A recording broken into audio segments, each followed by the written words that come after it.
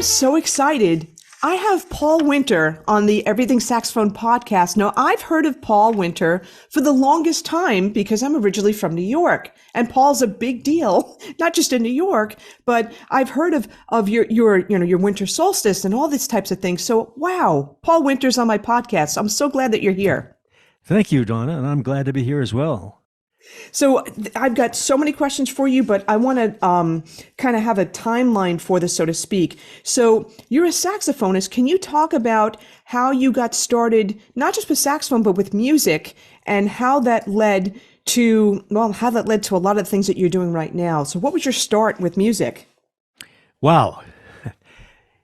Growing up in a musical heritage in Altoona, PA, where my grandfather had a music store that had begun in the 1880s.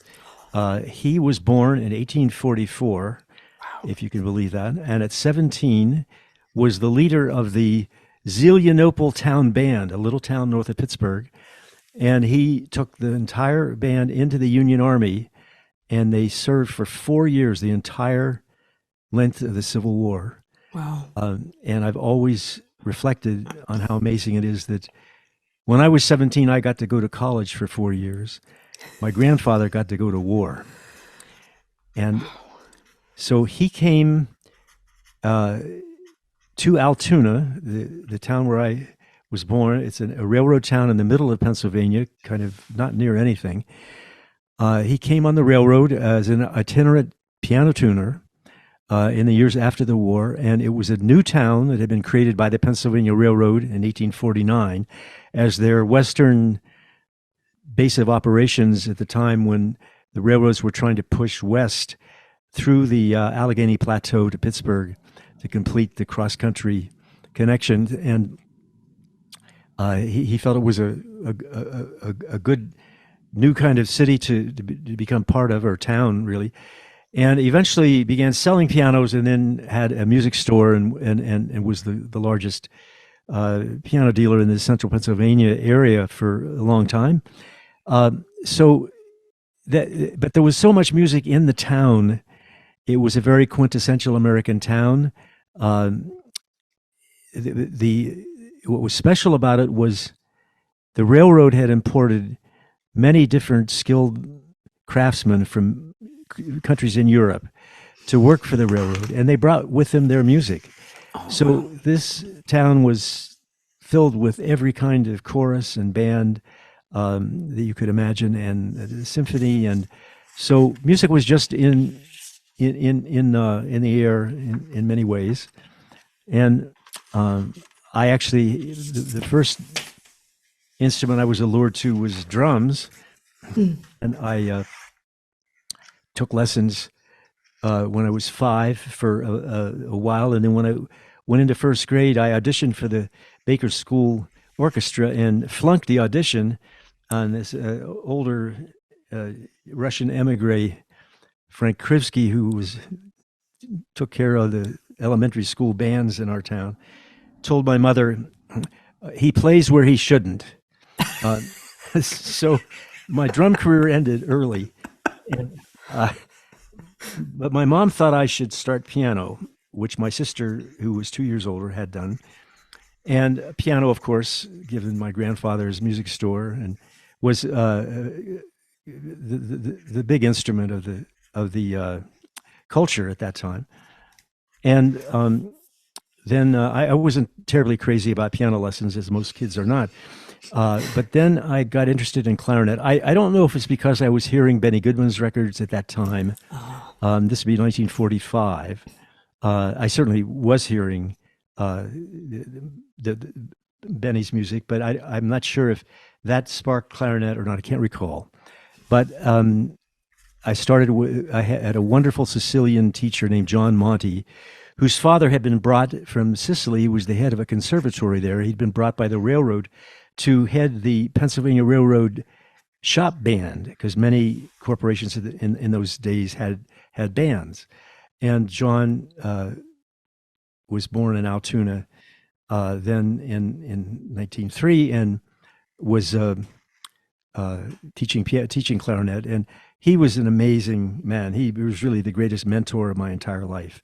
And I would go up there to his house. My mom would drive me up Saturday afternoons for a half-hour lesson, and we'd stay all afternoon because I picked it up pretty quickly, and we played duets together, and he would play hat licks on jazz licks on his clarinet, which I got a big kick out of.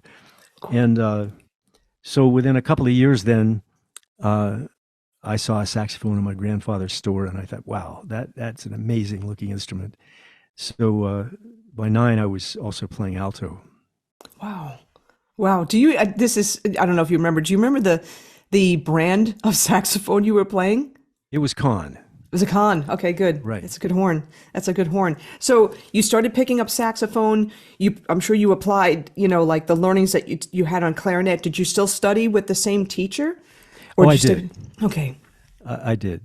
But it was, I stayed for 10 years with Alma Lichty, the piano teacher, studying piano. I don't think I took sax lessons, though, that long. And I got excited about having little bands when I was 12. So my sax playing went pretty much to that side of the fence. Got it. And so then, that's in terms of lessons, but you were playing saxophone in schools, I'm sure in school bands and throughout high school. Oh, sure. Clarinet. I was only playing clarinet in the school bands, in the marching band. Oh, wow. Okay. But we had a dance band that was my great love, that emerged out of actually the first little band that we had was called the Little German Band. My mom found some folios at Volkwein's Volkwein's music store in Pittsburgh, called the Hungry Five, which was old German Oompa music for 2 clarinets, cornet, trombone, and tuba. And the tradition was you'd play one of these tunes and then you'd tell a joke. And so we were a little comedy act for a year and played all around the Altoona area, and that was tremendous fun to play with other kids. And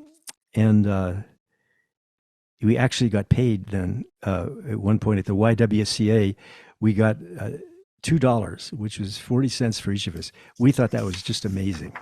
Wow. That's incredible. All right. So then as you're going through school, you're playing clarinet, you're playing in dance bands and stuff like that. What happened after high school? Directly after high school, I went on the road on a circuit of state fairs in the Midwest that to which my teacher, John Monty, had a connection. He had gone on many summers since the 1930s on this circuit,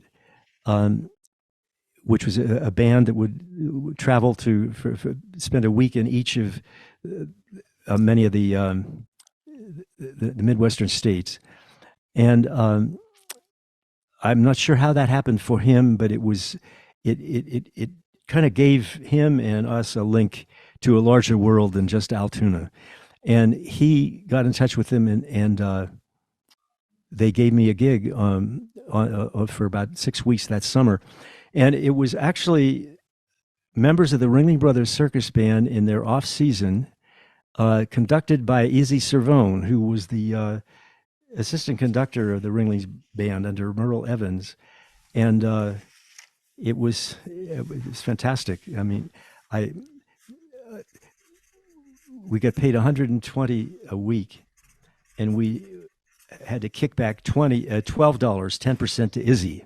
Oh. And I didn't mind at all. I mean, that would be very improper now and probably was then, but it was the way things were done. And I would have kicked back the whole amount. I mean, I didn't mind. I just thought it was so great to travel. And so we played the Michigan State Fair in Illinois and Minnesota and Wisconsin, and Kansas was the last one. And then I went into Northwestern University that fall.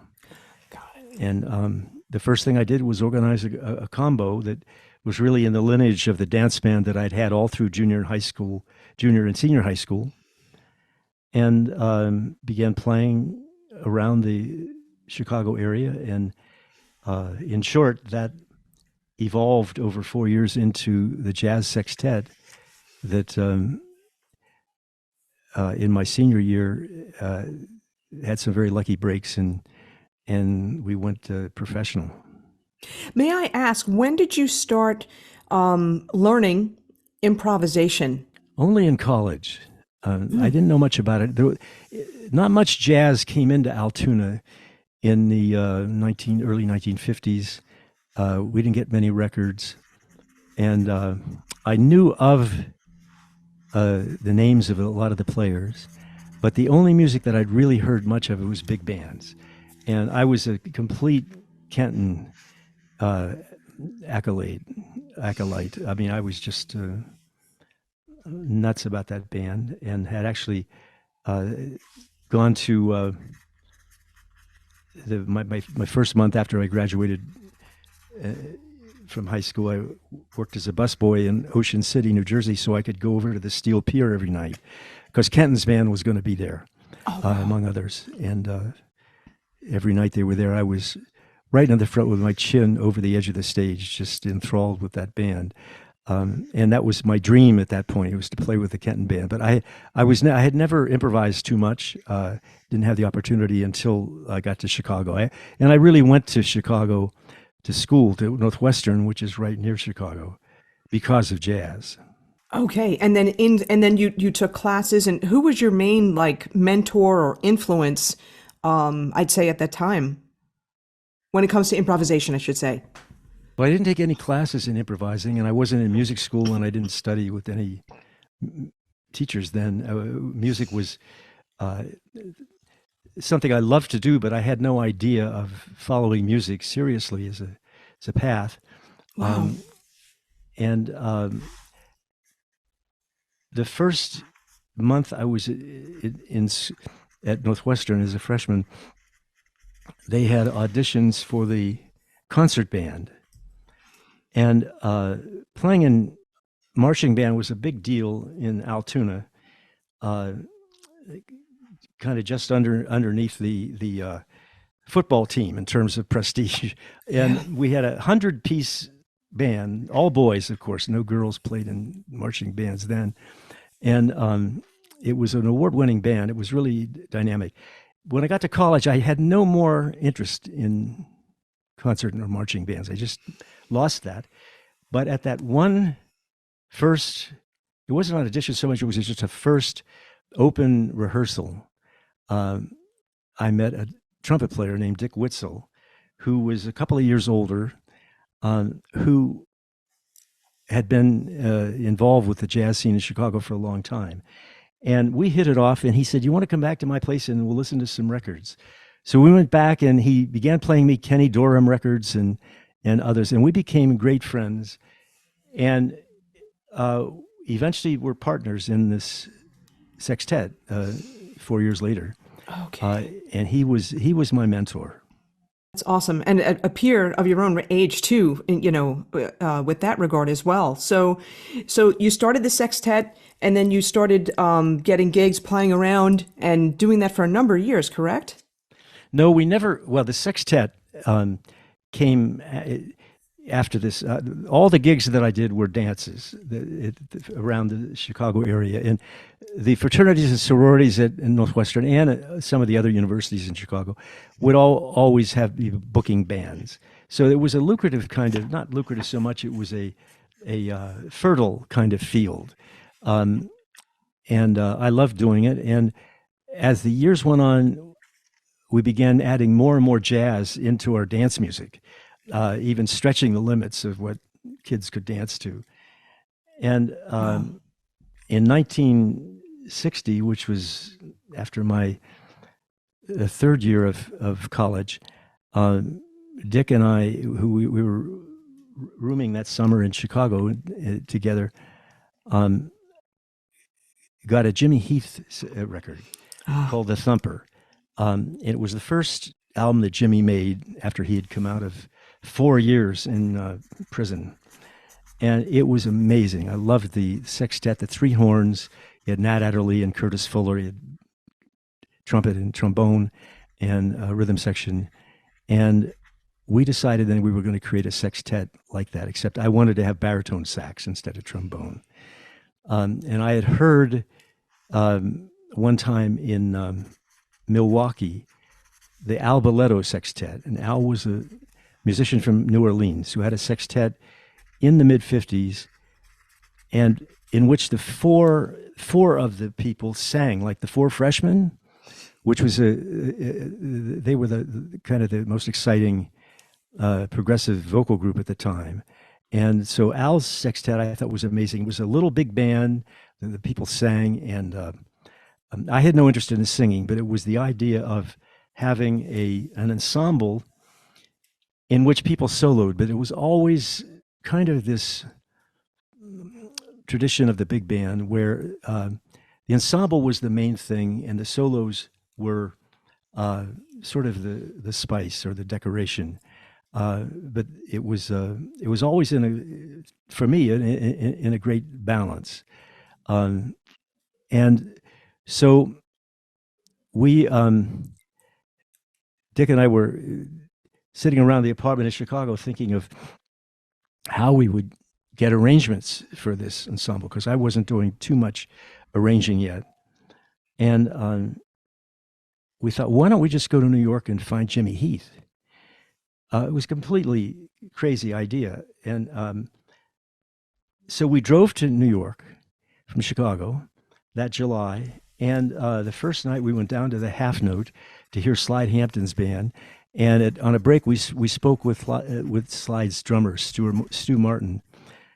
And, he said, well, what are you guys doing here? We said, we came out to find Jimmy Heath. And he said, Jimmy Heath's not in New York. He lives in Philadelphia. So the next morning, we drove to Philadelphia. And somehow, I still don't remember how, we found Jimmy's mother's house, which was on in this section of row houses in the south side of Philly. And we went up and knocked on the door and said, is Jimmy here? And she said, she was very surprised to see us, these two white kids there. And she said, yeah, he's down the basement, because he was living there after this period when he would been unfortunately incarcerated. And Jimmy was just gobsmacked when we walked in, and we told him what we wanted to do. And he said, well, I'll sell you those charts for $10 a piece.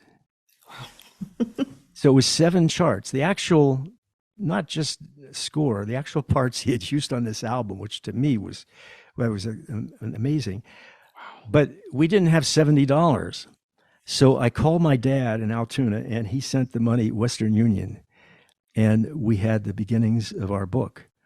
And so during the next year, well, what had sparked this really was the Notre Dame Jazz Festival, because that spring, before this summer I'm speaking about in 1960,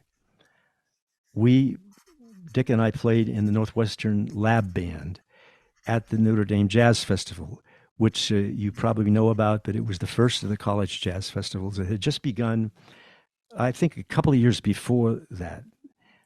And it was an amazing convention of over 100 combos and big bands from all around the country. I thought it was the greatest thing I'd ever been to, because jazz at that time was very much beneath the underground. And to have that kind of affirmation for jazz was, to me, just thrilling. Because at Northwestern, you couldn't get in the door with anything regarding jazz. I mean, they didn't have any jazz program then. Probably few schools did. But they allowed us to have what they called a lab band. And so that was our introduction to that realm. And after that festival, Dick and I decided we were going to go back to Chicago and put together the best band we could and come back the next year and win the festival. It was kind of uncharacteristically bold for me, but that's how much enthusiasm I had for having a small group at that time. And in short, we did that. It didn't work out exactly as we had planned. It took us about 6 months to find the players that we wanted. And of course, we couldn't get any gigs as a jazz group. So there was a jazz club in Chicago called Birdhouse that was an amazing concert jazz club that I loved going to. And actually, I wrote a few reviews for the Northwestern newspaper of different jazz groups that had played there. And we got friendly with the manager, and he allowed us to come there and rehearse between 2 and 5 in the morning, when the club was closed. Wow. And that's all the playing we got to do before we went to the 1961 Notre Dame Jazz Festival the next April. And unfortunately, the night before that festival, Dick, my partner, the trumpet player, got sick. So we had to scramble around and find a trumpet player, and a guy who had been quite a player but had not played in a year because he had gotten a job as a postman. So his lip wasn't in the greatest shape, and he was sight reading the charts. We did well. We came in second in the competition, but we didn't win it. Although Les Rout, our baritone sax player, won the Best Soloist Award.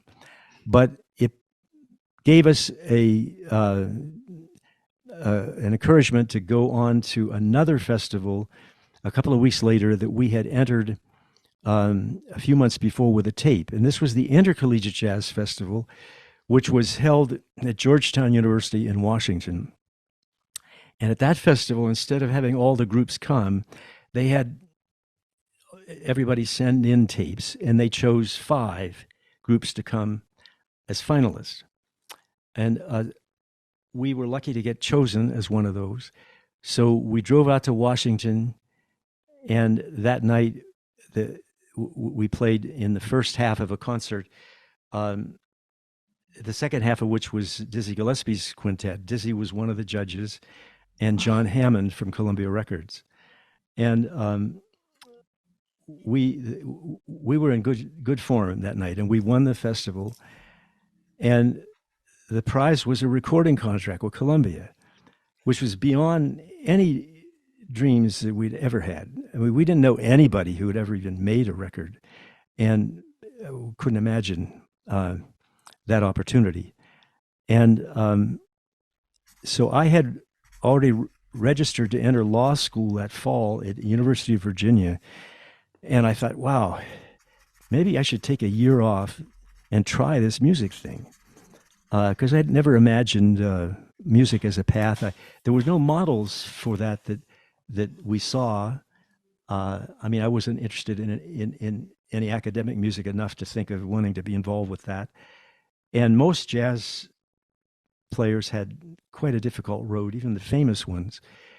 And in those days, you didn't follow what you loved. You did what you should. You did something you aspired to do something you thought was responsible.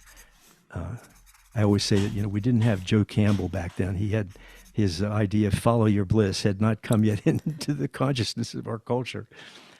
But I thought, wow, this would be amazing to make a record. So we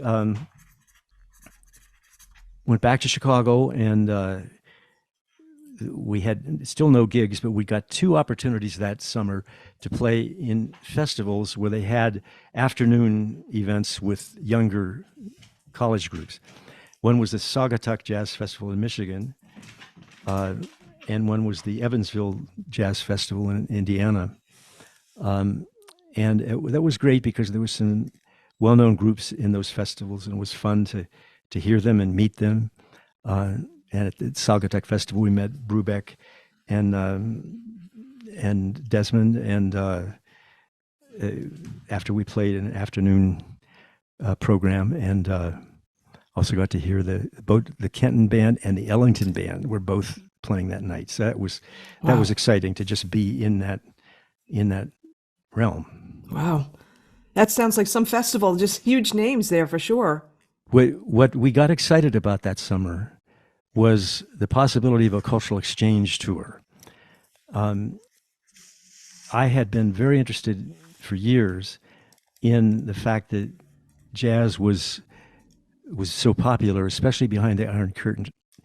And in the late 50s, my first or second year of college, I saw in Downbeat magazine, which I had been reading since high school, an ad, the title of which was Jazz Lift. Send me your jazz albums and I'll smuggle them behind the Iron Curtain. And then the name was Theodore Grievers. And then underneath that, in quotes, the Fat Man, International Private Detective. Send your albums to me in Battle Creek, Michigan. Well, this was astounding. I thought, wow, that's amazing that he could possibly get this music to Russia. I mean, it wasn't our music, of course. It was just, our record collection. And he had said, when you corresponded with him, he said, write your name and address on the back of the album and you'll hear from people. Well, I sent a whole bunch of albums to him several times and got the most amazing letters back from people in Poland and Russia, just saying how grateful they were to have this music. And I thought, wow, isn't that amazing? They love jazz more in those countries than in our own. Wow. And so that summer of 1961, after winning this competition, we thought, why don't we write to the State Department and propose that they send us on a tour as a college jazz group, because they had begun sending famous groups in 56 or 57 when they sent Dizzy to the Middle East, and they sent Louis Armstrong to Africa, and eventually Benny Goodman to Russia. And jazz was becoming known as a great kind of ambassador for our culture. And it happened to be that our group was perfectly integrated, 3 blacks and 3 whites, at the time in the beginning of the Kennedy era when civil rights was a big issue. So we sent a letter. We thought, let's offer to do workshops and seminars with students at universities in other countries, something that we imagine, I think correctly, that the famous groups didn't do, and spread the word about jazz. And so we sent this long proposal to the State Department suggesting they send us to either the Iron Curtain countries or the Far East. And we got back a form letter that said, send in an audition tape and we'll have it reviewed by our jazz panel. They had panels for each different genres. And so we rustled off enough money, I think $60. We had never been in a recording studio. And we went into Boulevard Recording in Chicago and recorded 3 or 4 pieces and sent the tape in. And we thought, well, that's the end of that. I mean, that's a complete pipe dream. In October, the State Department sent us a letter and said, we're going to send your group to Latin America for 6 months. Wow. As we were kind of unofficially the top college jazz group in the country. And I do think that probably the integrated nature of the band had a lot to do with it. So this was beyond belief. I mean, we didn't even know anybody who had 6 months of work, let alone 6 months in 23 countries of Latin America. Wow. So in February of 62, we left for Haiti and then went to Mexico, down through Central America and down the west coast of South America and up the east coast through the Caribbean. And it was absolutely life-changing. And I've never looked back since then. I mean, the State Department people who would take care of us at each place, who were the cultural attaché at the embassies, would often say after the concerts, you guys have done more in one night than we can do in a year, because everything they do is regarded as propaganda. And here the people loved the dynamic energy. This was a hard-driving sextet. And even in countries where they had never heard of jazz or even seen a saxophone or a drum set, they responded because the Latin people love rhythmic music. So it was a tremendously encouraging experience on every level. And I was convinced after that I could probably do far more in international cultural exchange than I could as an international lawyer. And this is such a fascinating story. And you mentioned that this was life-changing for you, and as well as the people that were there, that were participating and watching and participating in the workshops. How else was it life-changing for you? I think anytime you can travel to another culture, it's tremendously nourishing, because you first of all begin to appreciate the beauty and the essence of other traditions in all the different aspects of their culture. And you also get to see what we take for granted here and how amazingly blessed we are in this country. So it's I think it's the greatest thing anybody can do, even beyond years in college, is just find a way to spend some time in some other countries. Did it influence your music after that point? Oh my gosh. Yes. I mean, we heard so many different traditions of music. And of course, the biggest impact was Brazil. And the night before we left Chicago, like the end of January that year, we heard João Gilberto's record, Chega de Saudade. The manager for our tour was Gene Lees, who had been the editor of Downbeat. And I had called Gene a month before that. We had met him. He was the MC at the Evansville Jazz Festival. And so he knew of our group. And I had talked to him. And I, of course, had been reading Downbeat. And when the State Department sent back the details on the tour, there was a fee in our budget for a manager. I had no idea how you found a manager, if you looked in the yellow pages or what. I'd never known a manager. So I called Gene and I said, we have this opportunity and I'd like to have somebody go with us who really knows jazz, who could moderate our seminars and talk to people about it. And he said, I'll think about it. He called me the next morning and he said, I'll go. Awesome. And so he left Downbeat and came as our manager. And he had received this João Gilberto record from Felix Grant, who was a DJ in Washington, who had spent some time in Brazil and knew about this emerging genre of bossa nova. And we were so beguiled by the beauty of João's singing, this gentle, amazing voice, by the beautiful changes in these songs of Jobim. And it had all the magic of the jazz we loved, but it was quiet. It wasn't loud. I mean, everything in our universe then was loud. We played loud, and it was, I think it's sort of where you are, the testosterone levels you have at age 21. You want it to be dynamic in that way. But here was a quiet music that also had soul that I hadn't imagined that before. So for the first, we were scheduled to hit Brazil in June, 5 months down the road. We were all excited. We couldn't wait to get there. And when we came in on the southern end of Brazil to Porto Alegre, we were hearing João on the radio and all the way up the coast in Curitiba and São Paulo.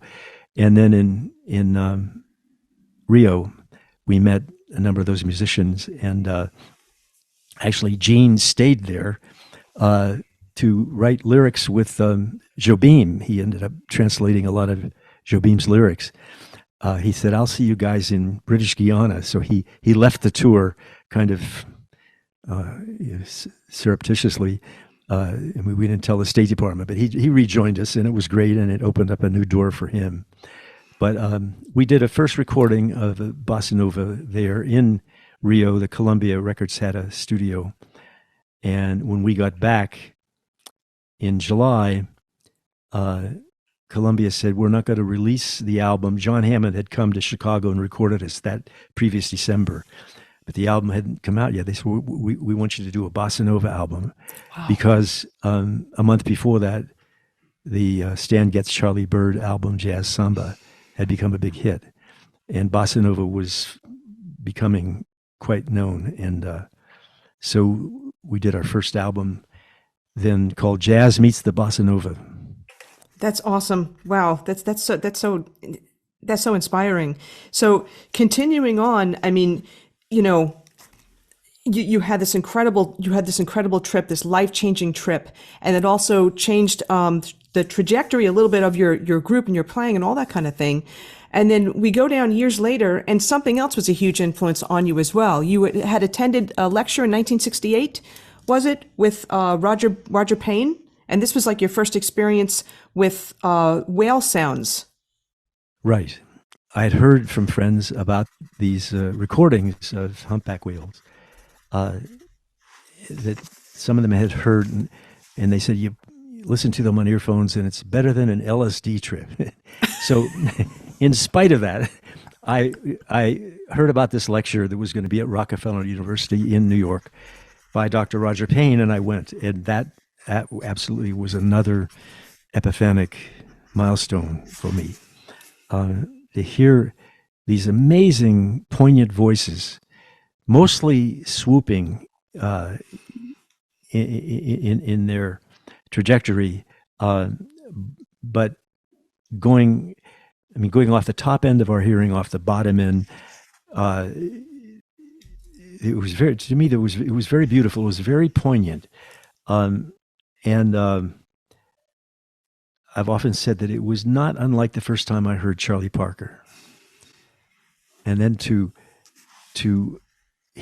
learn, as we did in that lecture, that they're singing these long, complicated songs that sometimes last 30 minutes and have as much diversity as a Beethoven symphony.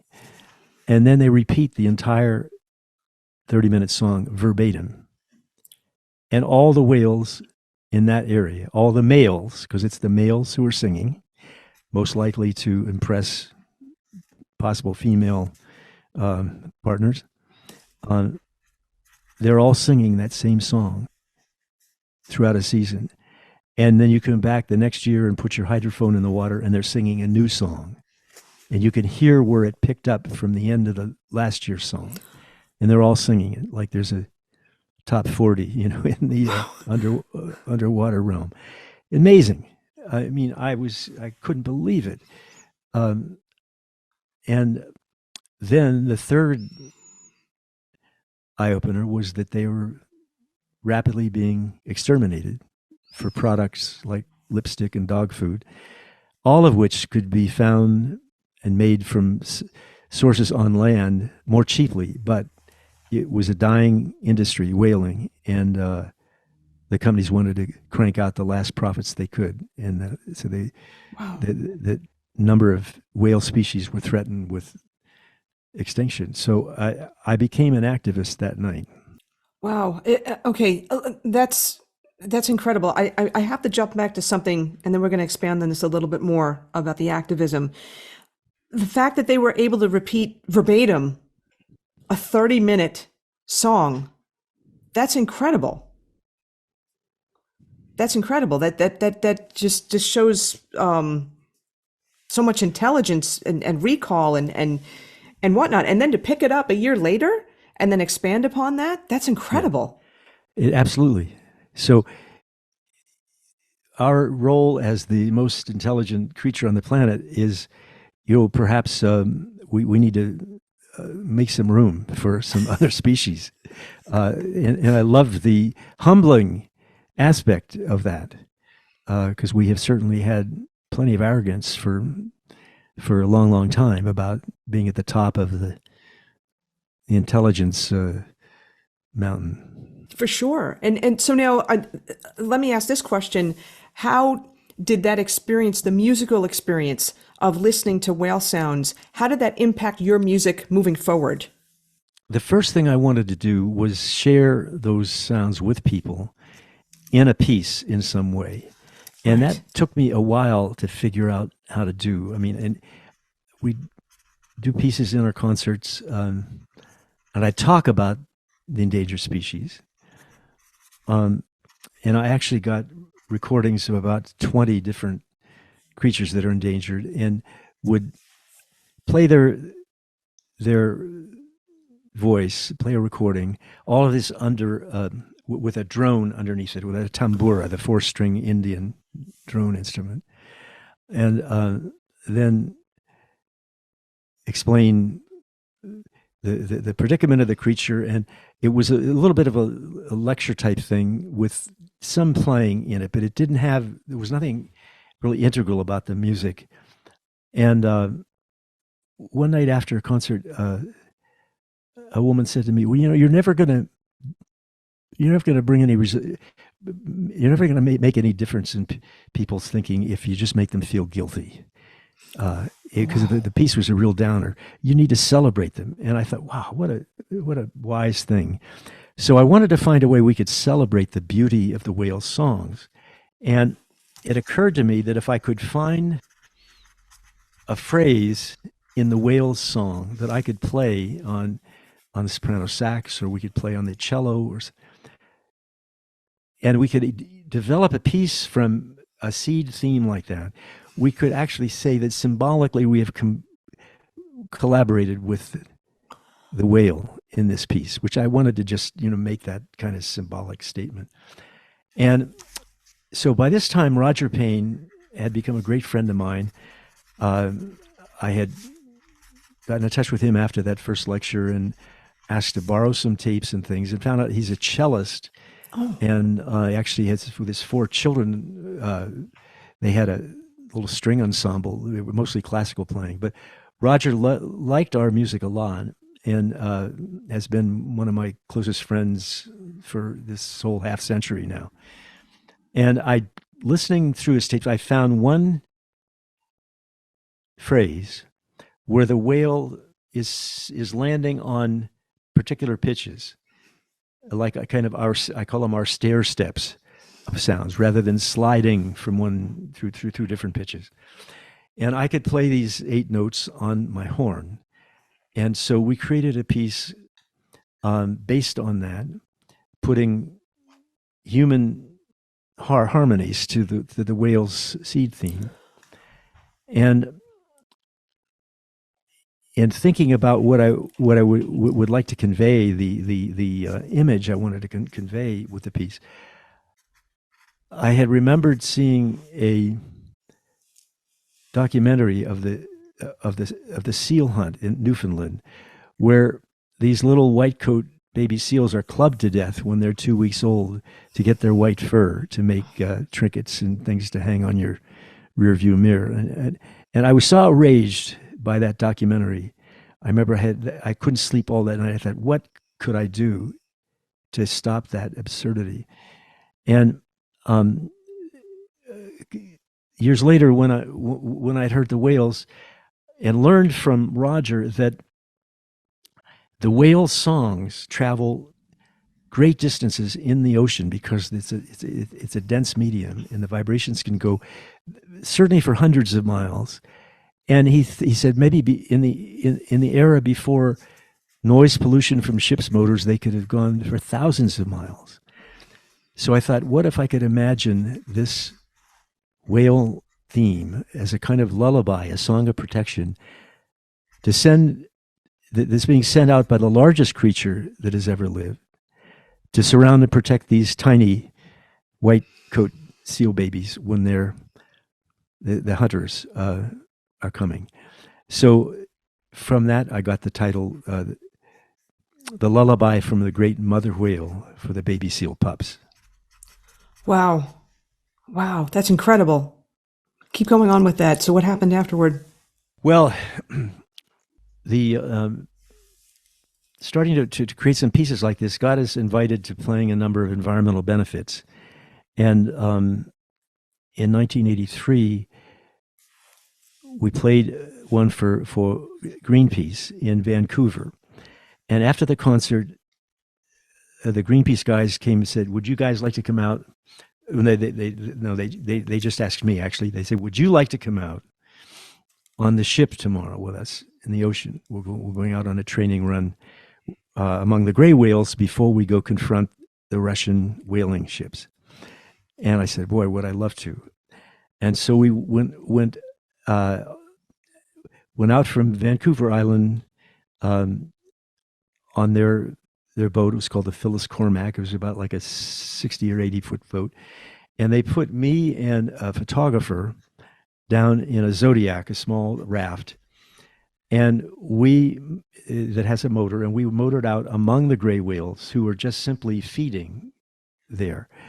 But they're surfacing all around. And it's not any great feat of bravery to do this, because the whales have sonar. They know exactly where you are, and they don't swamp. There's nobody that we knew of who had been swamped or hurt in any way by the whales.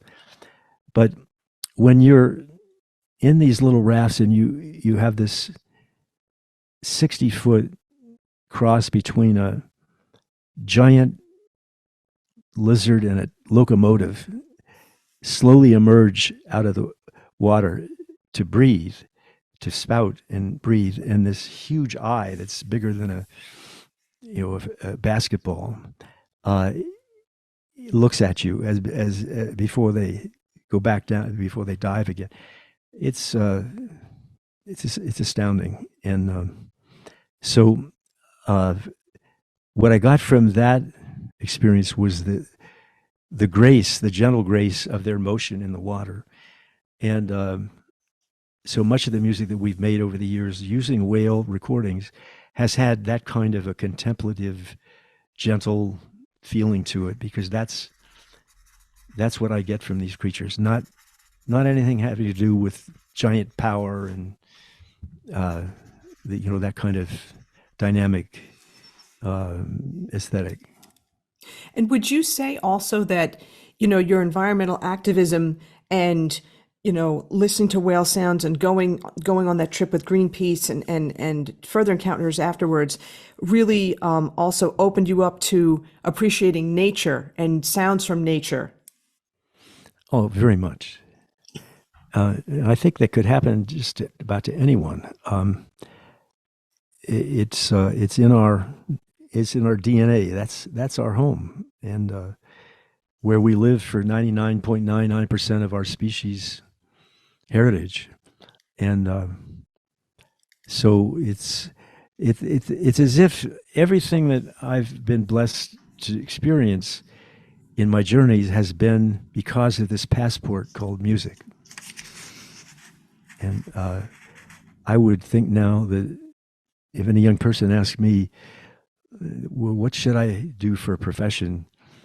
I wouldn't suggest law or medicine, those are great noble fields, unless you're totally called to that, the way I was called to music. I mean, it was never anything that made sense as a career. But when you have a calling, you do it regardless. It's totally irresponsible. In the same way that when a mother has a child, that's what you're going to follow, those instincts, and all the considerations of economic security or future success, they disappear. It's like you've been called by life on a journey, and I think the people who are lucky enough to have that kind of calling are blessed. For sure. That's so powerful. And wow, that's so powerful. Thank you for sharing that. I'm curious as to how you got involved with the Winter Solstice, how all this may have led to, this project. In the late 70s, we were invited to play in New York City at a small church there, a former church that was now a center for an organization called Lindisfarne, Lindisfarne, which was a gathering of poets and writers and astronauts and anthropologists inspired by the tradition of the island of Lindisfarne off England, which was a center of a monastery in the 8th century, a contemplative monastery. And it was a kind of an alternative academic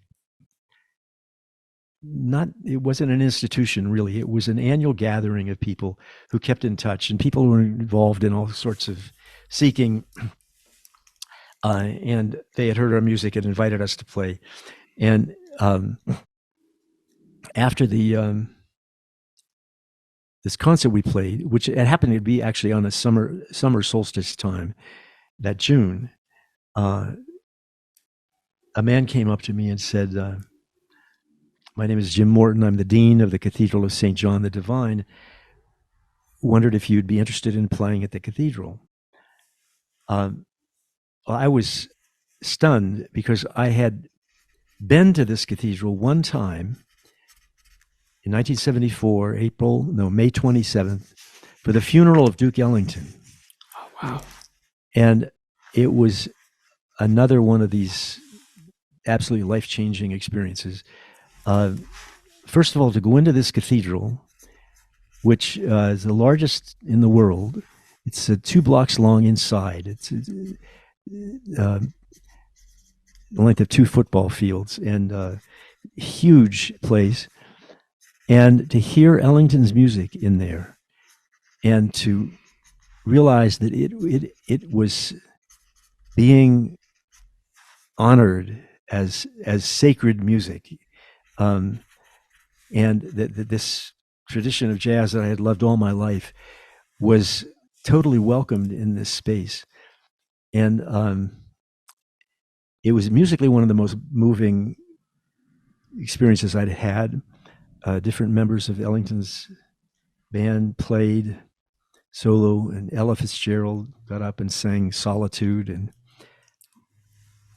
we were all weeping at that point. And I remember as we came out through the nave afterwards, it was jammed with people, 4,000 or 5,000 people. And Johnny Hodges' saxophone was coming from heaven. The sound system felt like it was rebounding off the vault of this cathedral, which has a 7-second reverberation time. And I thought, oh my gosh, if that music can be played in this place, I mean, that's just, I thought it was miraculous. But never did I have any inkling or even imagine of playing there. And so when the dean asked me about coming there, I was taken aback, and I said, "I'm sorry, Dean Morton, but I don't think we're ready for that. I thought you would have to have very special music to play in that cathedral."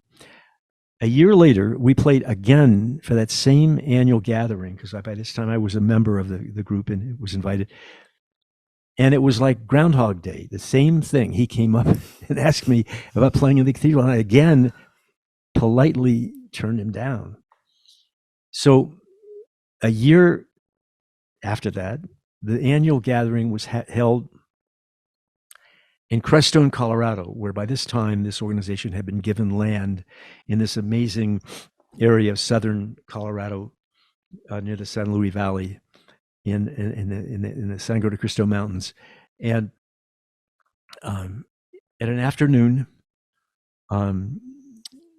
lunch at a picnic table, I was sitting there, and Dean Morton was there, and Al Huang, who's a Chungling Huang, is a Chinese man who's lived in the States for a long time, is a Tai Chi master, and he does dancing in a Tai Chi tradition. And we were sitting there just talking about Bach, and Al said, "I'd like to do a program of Tai Chi with Bach's music because I think Bach was a Taoist." And I didn't know what he meant really by that, but I thought, why not? I mean, whatever anybody could say complimentary about Bach, I was all for that. And I said, well, I've always wanted to do a program called Consorting with Bach and arrange Bach for our instruments, because there are no saxophone parts for Bach, and I love playing it. And the dean piped in and he said, "Why don't you put those ideas together and come do it at the cathedral?" Well, I couldn't say no to playing Bach in the cathedral. And so he got me, and I said, well, okay, sure. So we set a date that moment. We set a date for the next September, and then we came and did this program called the Tao of Bach. And it went very, very well. It was beautiful. And the dean, after that, came to me and he said, how would you and your group like to be artists in residence here? Because he was recreating the tradition of the medieval cathedrals, which were the center of their communities, of arts and culture and all sorts of things, and had a number of different artists that he had already invited to be affiliated with the cathedral. And I said, wow, well, what would that mean? And he said, that means you can do anything you want, baby. This is a very rare bird dean. And so I think I sensed that he trusted that we would be appropriate. We would not do anything untoward. But I mean, it had nothing to do with the church or the religion. It was totally a secular invitation. And he said, you can do any concerts you want, but as long as you produce them. So then I thought, what could we do during the holiday time? I didn't want to do Christmas stuff. I didn't want anything that was directly kind of looked evangelical. And I thought, what would be the most universal milestone of the year that we could celebrate? And it was I had the idea that it would be the Winter Solstice, which includes everybody. I mean, we're all children under the sun, and so that's where the first one began in December 1980. Wow, and you've been doing them every year since, right? And except for the pandemic, right? We did our 40th annual one in 2019, and then the next year the pandemic precluded the concerts from people from gathering, and then the cathedral had some serious issues with the stonework and the ceiling, and had to begin some major renovations, which have been going on for 2 years. So there's still scaffolding in the cathedral now, which keeps us from doing the event live this year.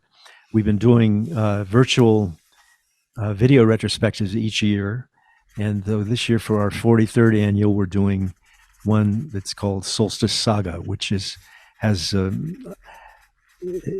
iconic performances from these first 40 years. Wow. Okay. Can you talk a little bit more about that? Like, how can people, are there tickets? How does that work?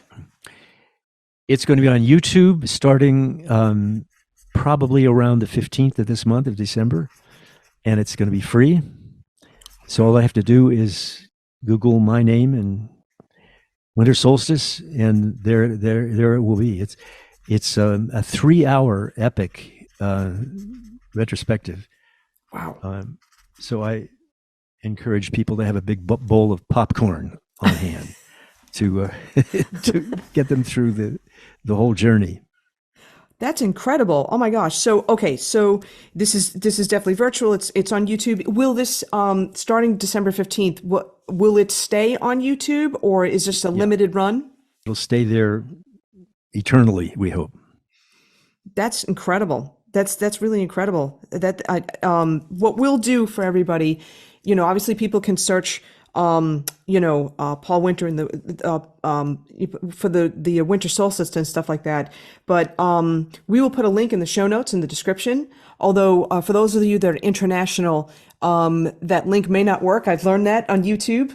Sometimes when you provide a link, something else shows up. So, we'll definitely give you instructions for how to definitely access that. That's incredible. So now let me ask you this question too. The Consort, right? So you've had the Consort playing since 1980 and stuff. Any other projects that are coming up with that? As Paul talks about his Flyways project, in the background, you're going to be hearing his song, Well-Tempered Wood Thrush. There's no end to them. The biggest project that we're working on now is called Flyways, and it's a musical celebration of the great bird migration that goes from southern Africa up the Rift Valley through the Middle East to Europe and Asia every year, and 6 months later comes back again. It's a flyway of about 500 million birds of 300 species, and it's something that came from another one of these amazing experiences that I've had in our travels. In the early 90s, we played a concert in Tel Aviv, and a man came backstage afterwards and said, hello, my name is Yossi Leshem. I'm an ornithologist, and I wondered if you folks would be interested in seeing a video of my work with the migrating birds. And maybe you might be inspired to do something with the voices of the birds like you have with the whales and the wolves and other creatures. So we saw this video, which was quite amazing. He was flying in an ultralight with the migrating birds. And Israel is right in the bottleneck of this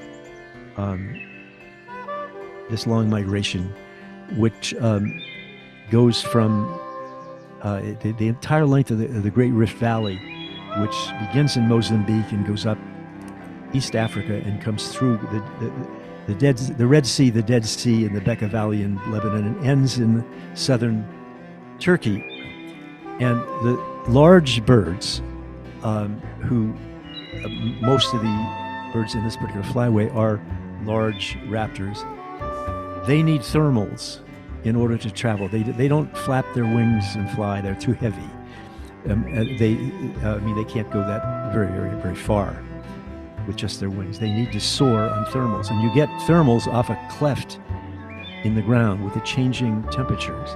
They can't fly over the Mediterranean. The little birds, the passerines, the songbirds sing. They fly at night over the Mediterranean when it's cool, but the bigger birds need to fly during the day, where they get these thermals. So Israel is the bottleneck of that migration. It's one of the great birding places in the world, which not many people know. And so we were quite fascinated with what Yossi Leshem had shown us. And he said, I'm going to arrange for my organization to invite you to come back next year to our annual gathering. The group was an organization called the Society for Protection of Nature in Israel. And so the next April, we flew again to Tel Aviv. He met us there and he said, okay, I've got a van that's going to take the band down to the Negev desert, which is where this event was going to take place in a canyon down in southern Israel. But he said to me, I'm going to take you a different way. And he put me in another car and drove me north to Galilee Airport, where he had a two-seater glider piloted by a former Air Force pilot. Put me in the back seat, and we took off and went up. And he had timed it so we were coming there at the time of the migration of the storks. We went up among the storks and turned off the motor and just soared for quite a while among these hundreds of huge birds in this very gentle, quiet ballet that they create. The whole premise of it being that when there are thermals and there's a lot of different birds, they can see who has the thermal and they can keep in touch with each other, and that's why they migrate together, because they live totally solitary. And so we then turned on the motor and flew down over Jerusalem to the Negev, where we landed. And during that trip, I had the vision of a celebration of these migrating birds using music of each culture over which they fly. that he and I then began corresponding about that idea. This was almost 20 years ago. And finally, in the early 2000s, we got some initial funding and began going to these different countries. So to date, we've been to 12 of them.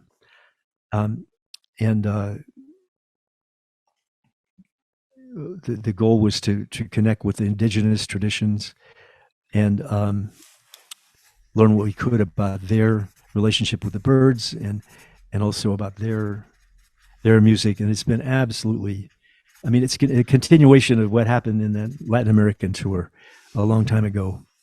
And so that's the main thing we've been working toward and hope to finish it maybe next year.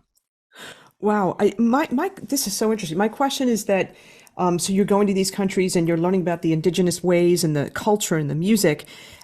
I'm so curious as to how you're going to intertwine sounds of the birds, or maybe it's the feeling, what you felt soaring amongst them, or both, with this. I'm curious as to how you're going to do that. Well, it's exactly what you say. In every case, it's different how we go about creating this kind of music. Sometimes we can get a seed theme from the creature. Often it's watching them move. Often it's have a sense of, like you said, the feeling it induces in us. We've been exploring this kind of interweave for several decades now, and there's actually a 30-track anthology called This Glorious Earth that we're going to start releasing next year in groups of 3. It's a whole series of morning pieces and afternoon pieces and evening pieces recorded in places all over the world and with all sorts of different creatures. And we're going to do a 3-part chapters with morning, afternoon, and evening in each of these. So it's just great fun. I mean, we've gathered a huge amount of indigenous music, and one of the ideas was to meet one musician in each culture who could be then part of what we'd call a Great Rift Valley Orchestra, and bring them all together at the end. Wow. Okay. And you know what I'm fascinated about too, with the indigenous music and the cultures and stuff, how different it is from Western music, and having to learn, be so immersed in that culture to really truly understand it. When I've had a guest on here, like Godwin Louis, who's talking about West African rhythms and the intricacies of that, right? So the intricacies of these cultures, and just really trying to be immersed in that, and then trying to weave in, these feelings and finding possible seed themes. And I'm just thinking to myself, trying to be able to fit these seed themes that maybe, I'm going to say it in a different meter or something to that effect. You know what I'm saying? Like to try to weave to intertwine these things together. That's really a challenge. Jazz is the garden in which all of this grows. It's what we did with jazz from early on, in my experience. The wonderful thing to me about jazz is its spirit of welcoming. Like, everybody's welcome. Come on in. You play what you do. Since as long as I remember, I mean, back in the from the earliest music I heard in the 40s, jazz has been a kind of world music. I mean, Dizzy had Chano Pozo play percussion. Kenton had Lorenzo Mieda play guitar. Tony Scott went to Southeast Asia, and in jazz itself, I mean, the convergence of African and European aesthetic traditions is what, to me, is one of the great things about our country, and jazz is, for me, always been representative of that in the best way. And so it's never felt strange in any of these places. I mean, we don't go and pretend that we're going to play ragas in India and we're going to be playing all these different rhythms. The fun is to collaborate with somebody who does what they do very well, and we do what we can do. Even if it's just playing melodies over their rhythms, or playing some of the chords that we like with a piece they have that might not have many chords. I mean, it's not an academic process to me. It's a social, celebrative process. This is incredibly interesting too, because this leads back to a question that I had from before with regard to your own learning of improvisation. One of the things that you've done was created something called Adventures in SoundPlay, and you did this at Hart, University of Hart, and you developed this program, this process. I'd love for you to talk about that. And I'm also curious if you had is there any connection with John Firebrand from Hart? I don't remember when he started there. I know I took a couple of courses with music learning theory with Chris Azara there. So I'm just really curious about the Adventures in Soundplay. I don't know those gentlemen. I'd like to know them now, because it's been a long time since I've been to Hart. 1971, our first consort was invited to do a week of master classes there. And this was the consort that included the members of who eventually became the band called Oregon, with Paul McCandless on oboe and Ralph Towner on guitar and Glenn Moore on percussion, on bass, and Colin Walcott on percussion, and David Darling, who was our cellist. We had never done a master class and didn't know what that was, but we figured it had something to do with us showing people what we did. It was in July, and we had about 30 or 40 kids, and we were there all day, every day for a week. And the first day we played our music like a concert and would answer some questions and talk about it. And I felt very uncomfortable, because I thought, this is really not the most valuable thing we could do for these students. To just play what we play. It's unlikely that they're going to follow this kind of path that they would. Our players were all people who had grown up with one foot in classical music and one foot in jazz and another one in ethnic music of some kind. And that's what, and the instrumentation was somewhat unique. I mean, you don't often, at least in those days, you didn't often get to play with a cellist, and nobody played oboe. So it wasn't something that the jazz players were going to emulate, I didn't think. And I began to wonder, how could we create a context in which each of these people would be able to explore their own unique voice, given their particular unique aesthetic background. And I thought, we're going to do this with free play.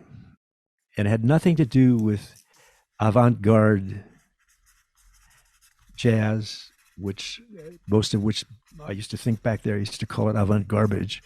Everybody just playing full tilt as loud as they could together. And I mean, it rarely did it ever stumble in anything that I felt was musical or memorable. But we had one thread in the consort at that time that was strong, and it was a tradition of free play, which we did in every one of our concerts. And I should backtrack and explain what that was. In 1968, 3 years before that, when I was first putting together these instruments that I then called the consort, the first album that we were working on was being produced by Paul Stuckey of Peter, Paul and Mary, and Noel was his actually real name, Noel Paul Stuckey. We had met, my jazz sextet in '64 had met them on a tour for the Lyndon Johnson campaign in the fall of 1964, which we had all been drawn to in the aftershock of the Kennedy assassination.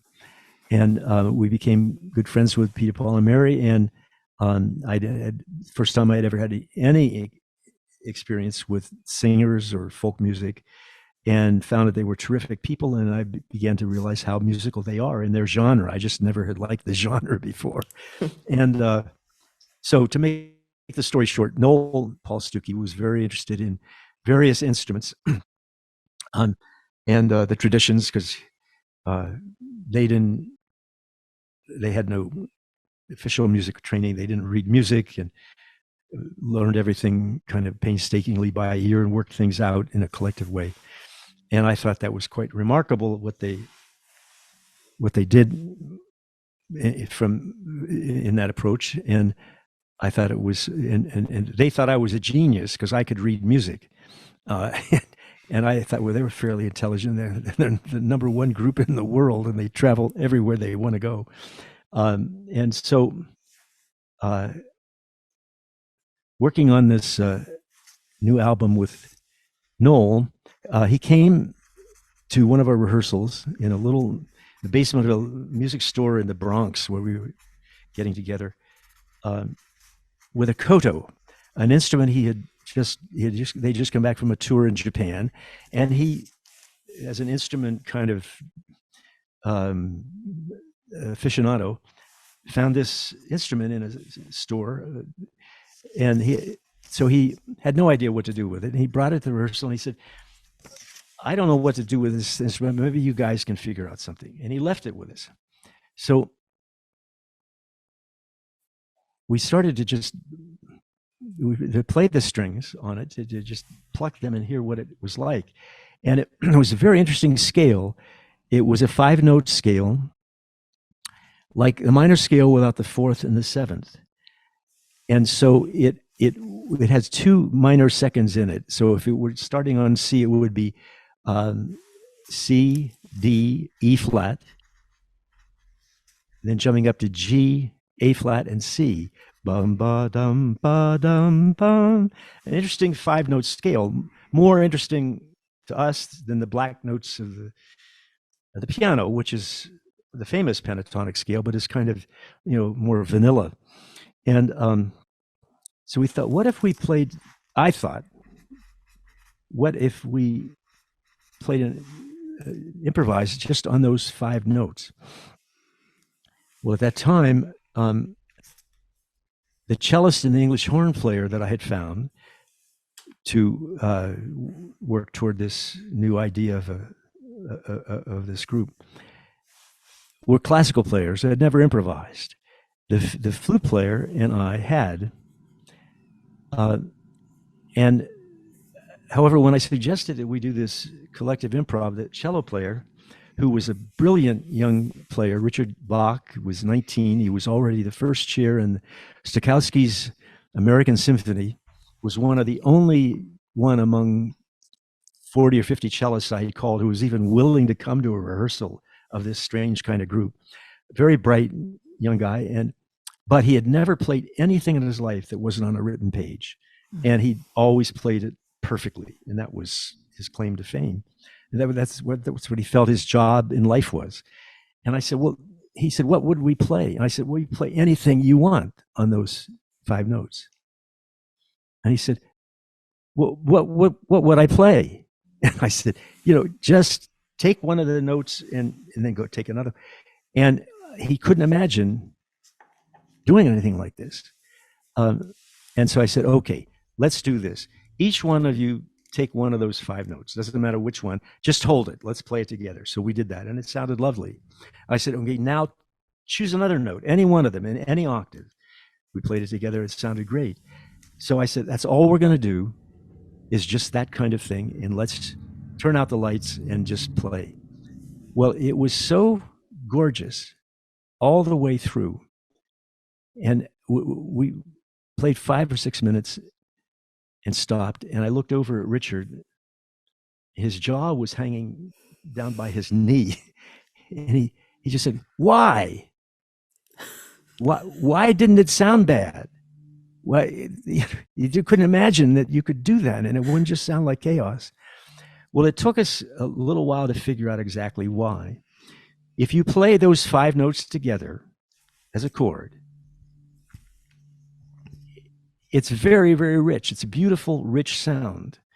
And there's no wrong sounding notes in it, at least in the sense of our European American aesthetic.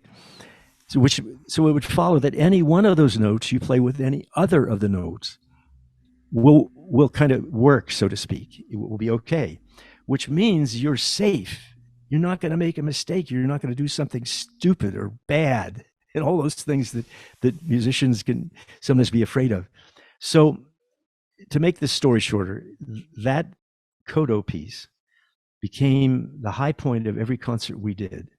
And we would always turn out the lights in each time in the auditorium.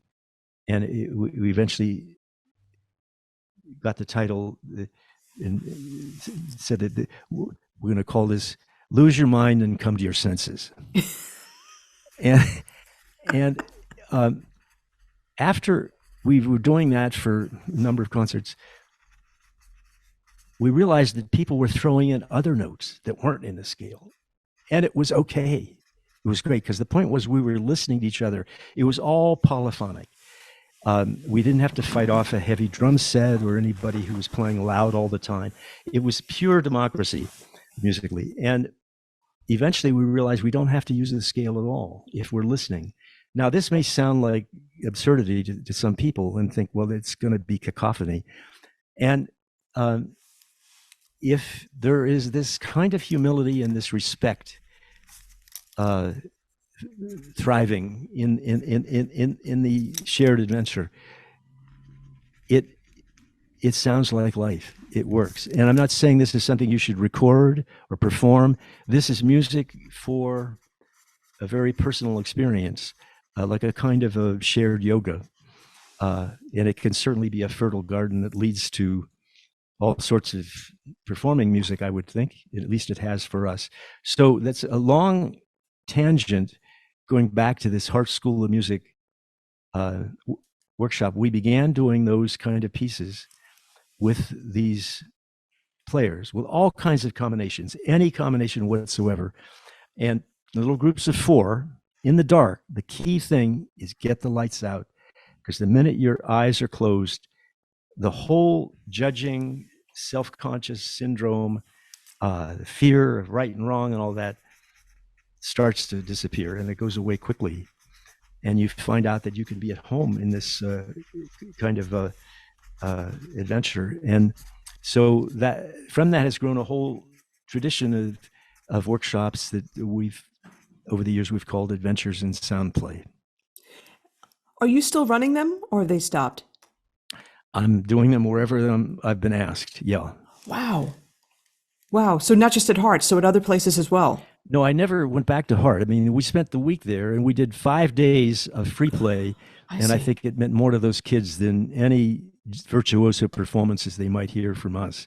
I mean, we interplayed with them, but the whole thing was about their music, your music, not about what we do as some sort of whatever virtuosi, or God forbid we be called masters. Absolutely, we were just students of a different age. And are these workshops for all ages or just young kids? For all people, anybody who breathes.